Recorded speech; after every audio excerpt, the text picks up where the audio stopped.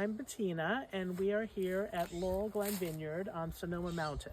And I wanted to talk a little bit about pruning today. As you may or may not notice, we pruned this vineyard actually quite a while ago. It was in early January. But driving around Sonoma Valley, what you'll notice is that pruning is only just getting underway for most valley floor vineyards. I wanted to explain why we prune so early. One of the reasons is we are not worried about frost here in this vineyard. We are at an elevation of about 1,000 feet on a plateau overlooking the Sonoma Valley, and cold air slides downhill. This vineyard does not typically trap that air, and thus frost is something that we never really have to worry about. Therefore, we can prune earlier in the hopes of our vines coming out of dormancy earlier and thus having a very long growing season, which for Cabernet is really the ideal because Cabernet is almost always the last grape to ripen. It needs a long time to develop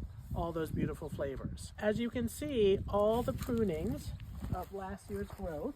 So basically what the pruners are taking off is just about everything that grew last year. All they've left is what they want to develop into the canes for this year. They're looking for the strongest canes. As all of them get longer, they will be tied to the fruiting wires, and then this year's growth will grow up from there. This is all last year's growth, and we've left it on the ground because it is going to go back into the soil.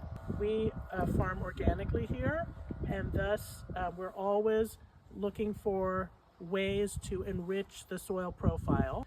Chipping these and then disking them into the soil will add important nutrients for the vines.